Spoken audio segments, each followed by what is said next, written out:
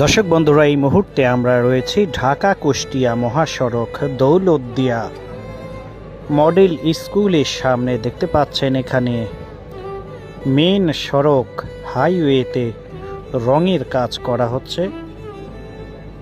ক্লিনাররা ঝাড়ু দিয়ে বালি পরিষ্কার করে সাইড করে দিচ্ছেন, আর এখান দিয়েই কিন্তু তার পাশ দিয়েই কিন্তু আমরা দেখতে পাচ্ছি মেশিনের মাধ্যম দিয়ে রং গলিয়ে সুতো দিয়ে দাগ টেনে সেই দাগের উপর দিয়ে কিভাবে রং দিয়ে দাগ দিয়ে দেওয়া হচ্ছে। দর্শক বন্ধুরা, অনেকেই কিন্তু বুঝতে পারেন না যে আসলে এই রঙগুলো কিভাবে দেয়া হয়।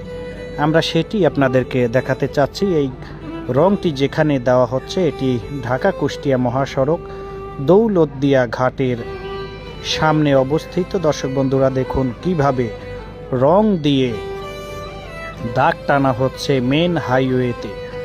সেখানেই আমরা উপস্থিত রয়েছি, আর সেই বিষয়টি আমরা আপনাদের সঙ্গে সরাসরি শেয়ার করলাম। ভালো লাগলে শেয়ার করে দিবেন। সকলকেই ধন্যবাদ জানিয়ে বিদায় নিচ্ছি আমরা। আল্লাহ হাফেজ।